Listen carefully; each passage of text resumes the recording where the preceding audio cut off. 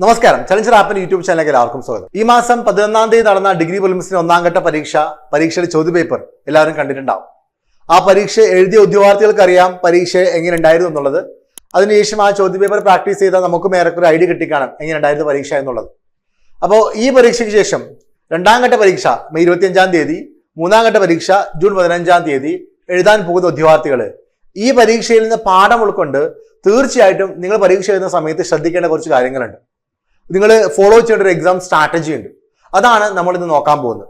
ഒന്നാം ഘട്ട പരീക്ഷ എഴുതിയ ഉദ്യോഗാർത്ഥികളുടെ ഫീഡ്ബാക്കിന്റെ ബേസിസിൽ അല്ലെങ്കിൽ അവർ എക്സ്പീരിയൻസ് ചെയ്ത കാര്യങ്ങൾ, അല്ലെങ്കിൽ അവർക്ക് വന്ന പ്രശ്നങ്ങൾ ഒക്കെ അത് മനസ്സിലാക്കിക്കൊണ്ട് എന്തൊക്കെ പോരായ്മകളാണ്, എന്തൊക്കെ വീഴ്ചകളാണ് അവർക്ക് സംഭവിച്ചത് അത് മനസ്സിലാക്കിക്കൊണ്ട് അത് നിങ്ങൾ നികത്താൻ നോക്കിക്കഴിഞ്ഞാൽ, രണ്ടാമത്തെയും മൂന്നാമത്തെയും ഘട്ട പരീക്ഷ എന്ന ഉദ്യോഗാർത്ഥി നികത്താൻ നോക്കിക്കഴിഞ്ഞാൽ തീർച്ചയായിട്ടും അവരെക്കാളും കുറച്ചും കൂടെ ബെറ്റർ സ്കോർ നിങ്ങൾക്ക് നേടാൻ സാധിക്കും. അപ്പൊ നമ്മൾ ഈ ഒന്നാം ഘട്ട പരീക്ഷയുടെ ഒരു അനാലിസിസ് ആണ് ആദ്യം ചെയ്യുന്നത്. അതിനുശേഷം അതിന്റെ ബേസിസിൽ രണ്ടാം ഘട്ടവും മൂന്നാം ഘട്ടവും എഴുതാൻ പോകുന്ന ഉദ്യോഗാർത്ഥികൾ ഫോളോ ചെയ്യേണ്ട ഒരു സ്ട്രാറ്റജി കൂടെ പറയുന്നതായിരിക്കും. അപ്പൊ ഈ ഒരു അനാലിസിസ് നോക്കുന്ന സമയത്ത് ഒന്നാം ഘട്ട പരീക്ഷ എഴുതിയ ഉദ്യോഗാർത്ഥികൾ ഭൂരിഭാഗം പറഞ്ഞൊരു കാര്യം മോഡറേറ്റ് ടു ടഫ് ആയിരുന്നു പരീക്ഷയുടെ ഒരു ലെവൽ എന്നുള്ളതാണ്. അതായത് ആരും എളുപ്പമാണെന്ന് പറഞ്ഞില്ല. പരീക്ഷ ഒറ്റ നോട്ടത്തിൽ നോക്കുമ്പോൾ ചോദ്യം കാണുമ്പോൾ വളരെ എളുപ്പമായി തോന്നി. പക്ഷേ ഓപ്ഷൻസും മറ്റൊക്കെ നോക്കി എസ്പെഷ്യലി GK പാർട്ടിലോട്ട് വരുന്ന സമയത്ത് ആ ഒരു പരീക്ഷ എഴുതുന്ന സമയത്താണ് മനസ്സിലാവുന്നത് അത്ര എളുപ്പമുള്ള പരീക്ഷയല്ല, അത്യാവശ്യം സങ്കീർണമായിട്ടുള്ള, അത്യാവശ്യം ടഫ് ആയിട്ടുള്ള പരീക്ഷ തന്നെയായിരുന്നുള്ളത്. ഒരു പക്ഷെ നമ്മളായാലും ആ ചോദ്യപേപ്പർ ജസ്റ്റ് വായിച്ചു നോക്കുമ്പോൾ വലിയൊരു ബുദ്ധിമുട്ട് തോന്നണമെന്നില്ല. പക്ഷെ ആ പരീക്ഷ എഴുതുന്ന സമയത്ത് വലിയ പ്രയാസമുള്ളതായിട്ട് തോന്നും, അത്യാവശ്യം കൺഫ്യൂസിംഗ് ആയിട്ട് തോന്നാറുണ്ട്. അപ്പോൾ ഭൂരിഭാഗം ഉദ്യോഗാർത്ഥികളെ സംബന്ധിച്ചിടത്തോളം പരീക്ഷയുടെ ഒരു ലെവൽ ചോദിക്കുമ്പോൾ മോഡറേറ്റ് ടു ടഫ് അല്ലെങ്കിൽ ടഫ് എന്ന് തന്നെയാണ് പറഞ്ഞത്. ആരും ഈസി എന്നുള്ള അഭിപ്രായം ആരും പറഞ്ഞില്ല. ഓക്കെ, മോഡറേറ്റ് ആണ് അല്ലെങ്കിൽ ടഫ് ആയിരുന്നു തന്നെയാണ് ഭൂരിഭാഗം ആളുകളും പറഞ്ഞത്.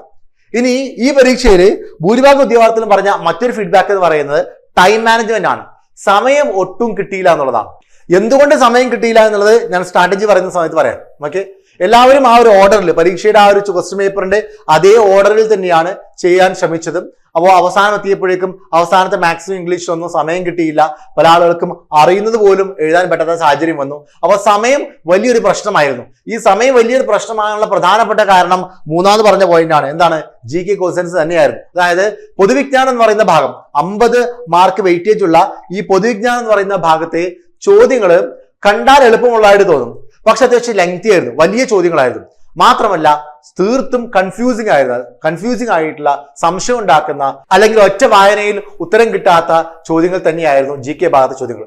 അപ്പൊ ഇത് ഉദ്യോഗാർത്ഥികളെ സംബന്ധിച്ചിടത്തോളം അവസാനത്തേക്ക് എത്തിയപ്പോഴേക്കും സമയം തീരുകയും അവസാന ഭാഗത്തുള്ള, അതായത് മാത്സിലെയും ഇംഗ്ലീഷിലെയും മലയാളത്തിലെയും ഒന്നും ചോദ്യങ്ങൾ വേണ്ട രീതിയിൽ സമയമെടുത്ത് വായിച്ച് ചെയ്യാനുള്ള ഒരു അവസരം കിട്ടാതെ വരികയും ചെയ്തു. അപ്പൊ ഇവിടെ ഈ രണ്ട് ഘടകങ്ങൾ, അവസാനം പറഞ്ഞ രണ്ട് ഘടകങ്ങൾ, ഒന്ന് സമയം കിട്ടിയില്ല, സമയം കിട്ടാതിരിക്കാനുള്ള പ്രധാനപ്പെട്ട കാരണം ഈ പറഞ്ഞ പോലെ തന്നെ ഈ GK ഭാഗത്തുള്ള ക്വസ്റ്റ്യൻസ് ആണെങ്കിൽ ഇത്തരത്തിലായതുകൊണ്ട് തന്നെയാണ്. അപ്പൊ ഈ ഒരു കാര്യങ്ങൾ നിങ്ങളുടെ മനസ്സിൽ ആദ്യമേ ഉണ്ടായിരിക്കണം. അതായത് വരാൻ പോകുന്ന ഡിഗ്രി പ്രിലിംസിന് രണ്ടാം ഘട്ടവും മൂന്നാം ഘട്ട പരീക്ഷയ്ക്കും ഒരുപക്ഷെ ചോദ്യങ്ങൾ ഇത്തരത്തിൽ തന്നെയായിരിക്കും. കാരണം നിലവിൽ ഇപ്പോൾ നമ്മൾ കണ്ടുകൊണ്ടിരിക്കുന്ന പൊതുവെയുള്ള ഡിഗ്രി പ്രിലിംസ് പോലെയുള്ള പരീക്ഷകൾക്കൊക്കെ ഇത് തന്നെയാണ് ഒരു പൊതു സ്വഭാവം എന്ന് പറയുന്നത്. കാണുമ്പോൾ എളുപ്പമുള്ളതായിട്ട് തോന്നും, പക്ഷേ പരീക്ഷ എഴുതുന്ന സമയത്ത് അല്ലെങ്കിൽ അതിന്റെ ഒരു ഓപ്ഷൻസ് മറ്റും നോക്കുന്ന സമയത്തും നല്ല രീതിയിൽ കൺഫ്യൂസിംഗ് ആയിരിക്കും, അത്യാവശ്യം വലിയ ചോദ്യങ്ങളായിരിക്കും, ഒരുപാട് സമയം അതിന് പോകുന്നുണ്ടാവും. അപ്പൊ ഇത് പൊതുവായിട്ടുള്ള ഒരു സ്വഭാവമായിട്ട് തന്നെയാണ് ഇപ്പോഴത്തെ പ്രിലിംസ് പരീക്ഷകളുടെ പൊതു സ്വഭാവമായിട്ട് തന്നെയാണ് മനസ്സിലാക്കേണ്ടത്. അപ്പൊ ഈ ഒരു പൊതു സ്വഭാവം നിലനിൽക്കെ നമ്മൾ ഇതിനെ എങ്ങനെ ടാക്കിൾ ചെയ്യാം, അല്ലെങ്കിൽ ഈ സമയത്ത് നമ്മൾ ഫോളോ ചെയ്യേണ്ട ഒരു സ്ട്രാറ്റജി എന്താണെന്നുള്ളതാണ്.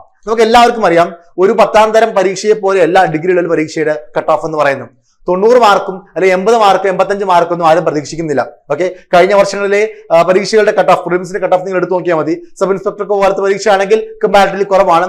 ബാക്കിയുള്ള യൂണിവേഴ്സിറ്റി അസിസ്റ്റന്റ് ആവട്ടെ, മറ്റുള്ള പരീക്ഷകളാവട്ടെ അത്യാവശ്യം ഒരു 60-നൊക്കെ ഉള്ളിൽ നിൽക്കുന്ന കട്ട് ഓഫ് ആണ്. അതുകൊണ്ട് തന്നെ ഒരുപാട് മാർക്ക്, ഒരു 70-80 മാർക്കൊന്നും നേടേണ്ട ആവശ്യമില്ല ഈ പരീക്ഷ ക്ലിയർ ചെയ്യാൻ. ഒരു 60 മാർക്ക് 65 മാർക്ക് കിട്ടിയാൽ തന്നെ നമ്മൾ സേഫ് സോൺ ആയി. അപ്പൊ അത് എങ്ങനെ നേടിയെടുക്കുക എന്നുള്ളതായിരിക്കണം നമ്മുടെ സ്ട്രാറ്റജി എന്ന് പറയുന്നത്. അപ്പൊ ആ ഒരു സ്ട്രാറ്റജിയിലോട്ട് കടക്കുന്നതിന് മുമ്പ് ഈ ഒന്നാം ഘട്ട പരീക്ഷ എഴുതിയ ഉദ്യോഗാർത്ഥികൾ എത്ര മാർക്ക് കിട്ടിയ ആളുകളാണ് സേഫ് സോണിൽ എന്നുള്ള ചോദ്യം പലരും ചോദിക്കുന്നുണ്ട്. ഓക്കെ, ഞാൻ ജസ്റ്റ് ഒരു ആവറേജ് പറയാണ്. അതായത് പരീക്ഷ എഴുതിയ ഭൂരിഭാഗം ഉദ്യോഗാർത്ഥികളോട് സംസാരിച്ചപ്പോൾ ഈ ഒരു പരീക്ഷയിൽ 50 മാർക്ക് കിട്ടുക എന്നുള്ളതിന് വലിയ ബുദ്ധിമുട്ടായിരുന്നു. എന്നിരുന്നാൽ പോലും ആവറേജ് സ്കോർ എല്ലാവരും പറഞ്ഞത് 50-ന്റെയും 55-ന്റെയും ഇടയിലാണ്. അതായത് ഭൂരിഭാഗം ഉദ്യോഗാർത്ഥികൾക്കും 50-ന്റെയും 55-ന്റെയും ഇടയിലാണ് സ്കോർ. 60 കടന്ന കുട്ടികളുടെ എണ്ണം കുറവാണ്. ഓക്കെ, സ്കോർ 60 കടന്ന കുട്ടികളുടെ എണ്ണം കുറവാണ്. അപ്പൊ ഞാനൊരു 100-150 കുട്ടികളോട് സംസാരിച്ചിട്ടുണ്ടെങ്കിൽ എനിക്ക് കിട്ടിയ ഫീഡ്ബാക്ക് ഈ 150 കുട്ടികളിൽ ഭൂരിഭാഗം ആളുകൾക്കും 50-ന്റെയും 55-ന്റെയും ഇടയിൽ തന്നെയാണ് സ്കോർ. അതിന് മുകളിൽ സ്കോർ കിട്ടിയത് ഇല്ല എന്നുള്ളതല്ല, ഉണ്ട്. പക്ഷെ എന്നിരുന്നാലും മെജോറിറ്റി ഈ ഒരു സ്കോറിനിടയിലുള്ള ആളുകളാണ്. അപ്പോൾ ഒരു ആവറേജ് സ്കോർ മനസ്സിലായില്ലേ? ആവറേജ് സ്കോർ 50-55 തന്നെയാണ്. അപ്പോൾ ഇനി ബാക്കിയുള്ള പരീക്ഷകൾക്കും എത്രത്തോളമാണ് കുട്ടികളുടെ ഒരു പെർഫോമൻസ് എന്നതിന്റെ അടിസ്ഥാനത്തിലൊക്കെ തന്നെയായിരിക്കും സ്വാഭാവികമായിട്ട് കട്ട് ഓഫ് വരാൻ പോകുന്നത്. അപ്പൊ അത് നമുക്ക് എല്ലാ പരീക്ഷകളും കഴിഞ്ഞാൽ മാത്രമേ കട്ട് ഓഫിനെ കുറിച്ച് ഡിസ്കസ് ചെയ്യാൻ കഴിയുള്ളൂ. എല്ലാ പരീക്ഷകളുടെയും പൊതുവായിട്ടുള്ള സ്വഭാവം മനസ്സിലാക്കിയാൽ മാത്രമേ പറയാൻ കഴിയുള്ളൂ. അപ്പൊ ഈ ഒരു ആവറേജ് സ്കോർ മനസ്സിൽ കണ്ടുകൊണ്ട് തന്നെ വേണം നിങ്ങൾ 2ാം ഘട്ടവും 3ാം ഘട്ടവും പരീക്ഷ ചെയ്യുന്ന കുട്ടികൾ സ്ട്രാറ്റജി പ്ലാൻ ചെയ്യാൻ. അപ്പൊ ഞാനിവിടെ നിങ്ങളോട് പറയുന്ന ഒരു സ്ട്രാറ്റജി എന്ന് പറയുന്നത്, ആദ്യഘട്ടത്തിൽ അതായത് നിങ്ങൾ പരീക്ഷ തുടങ്ങുമ്പോൾ ഒരിക്കലും ആദ്യം GK ക്വസ്റ്റ്യൻസ് ആൻസർ ചെയ്യാൻ നിൽക്കരുത്. GK ക്വസ്റ്റ്യൻസിന്റെ പ്രശ്നം മനസ്സിലായല്ലോ, എന്താണ്? ലെങ്തി ക്വസ്റ്റ്യൻസ് ആണ്. ഒരു 50 മാർക്കിനാണ് GK ക്വസ്റ്റ്യൻസ് ഉള്ളത്. ഈ 50 മാർക്കിന് GK ക്വസ്റ്റ്യൻസ് നമ്മൾ അത് ചെയ്തു വരുമ്പോഴേക്കും ഒരുപാട് സമയം പോകുന്നുണ്ട്. ഓക്കെ, അത് കഴിഞ്ഞാൽ പിന്നെയാണ് നമ്മൾ മാത്സും റീസണിങ്ങും ഇംഗ്ലീഷും മലയാളത്തോടൊക്കെ എത്തുന്നത്. ഈ GKന്റെ പ്രശ്നം വെച്ചാണെങ്കിൽ ഇപ്പോൾ സ്റ്റേറ്റ്മെന്റ് ടൈപ്പ് ഓഫ് ക്വസ്റ്റ്യൻസ് ഒക്കെ ആണെങ്കിൽ, അല്ലെങ്കിൽ വലിയ ക്വസ്റ്റ്യൻസ് ആണെങ്കിൽ അത് ചിലപ്പോൾ 1-2 തവണ വായിച്ചാൽ മാത്രമായിരിക്കും നമുക്കത് ആ ഉത്തരം എഴുതാൻ പറ്റും. അതിൽ തന്നെ വളരെ കൺഫ്യൂസിംഗ് ആയിട്ടുള്ള ചില പോയിന്റ്സ് ഒക്കെ ഉണ്ടാവും. അപ്പൊ ഒരുപാട് സമയം, അതായത് GK ക്വസ്റ്റ്യൻസ് മാത്രം ഹാൻഡിൽ ചെയ്യാൻ പലപ്പോഴും 1.5 മണിക്കൂർ സമയം വേണ്ടി വരുന്ന സാഹചര്യമാണ് പരീക്ഷയ്ക്ക് കണ്ടുവരുന്നത്. അപ്പൊ അത്രയും സമയം നമുക്കില്ല, നമുക്ക് ആകെ അത്ര സമയമേ ഉള്ളൂ. അതുകൊണ്ട് തന്നെ ഏറ്റവും ബെസ്റ്റ് മെത്തേഡ് എന്ന് പറയുന്നത് ആദ്യം നിങ്ങൾ ഈ ഒരു ഓർഡർ സ്വീകരിക്കുക. ഏതാണ്?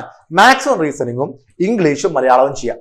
മാത്സിന് 20 മാർക്കാണ് വെയിറ്റേജ്, മാത്സും റീസണിംഗ് കൂടെ ചേർന്നിട്ട്. ഇംഗ്ലീഷിന് 20 മാർക്ക്, പിന്നെ മലയാളത്തിന് 10 മാർക്ക്. ഈ ഭാഗത്ത് നിന്ന് മാത്രം ടോട്ടൽ 50 മാർക്ക് വെയിറ്റേജ് ഉണ്ട്. ഈ 50 മാർക്ക് കിട്ടുക എന്ന് പറയുന്നത് എന്തുകൊണ്ടും GKയിൽ 50 മാർക്ക് കിട്ടുന്നതിനേക്കാൾ എളുപ്പമാണ്.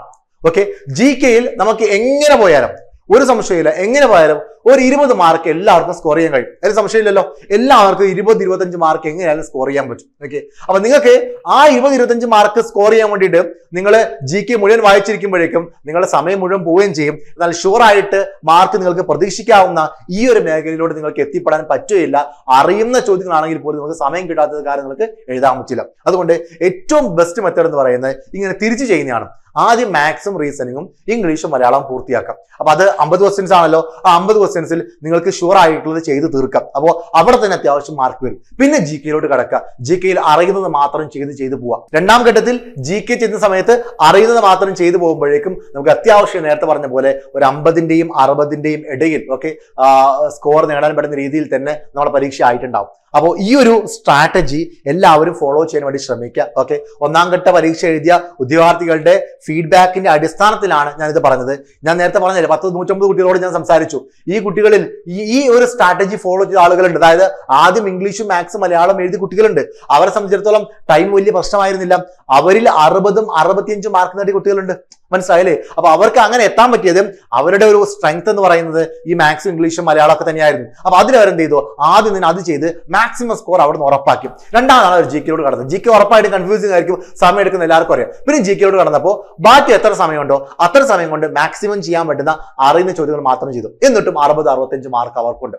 അപ്പോൾ കട്ട് ഓഫിനെ കുറിച്ച് ഞാൻ പറയേണ്ട ആവശ്യമില്ലല്ലോ. എന്തായാലും SI ഒക്കെ ആണെങ്കിൽ ഒരു 34 to 37 വരെയൊക്കെ ആയിരുന്നു കഴിഞ്ഞ വർഷത്തെ കട്ട് ഓഫ് എന്ന് പറയുന്നത്. അപ്പൊ അതുകൊണ്ട് തന്നെ ആ ഒരു 40-നുള്ളിൽ തന്നെയായിരിക്കും SIയുടെ കട്ട് ഓഫ് നമുക്ക് പ്രതീക്ഷിക്കാം.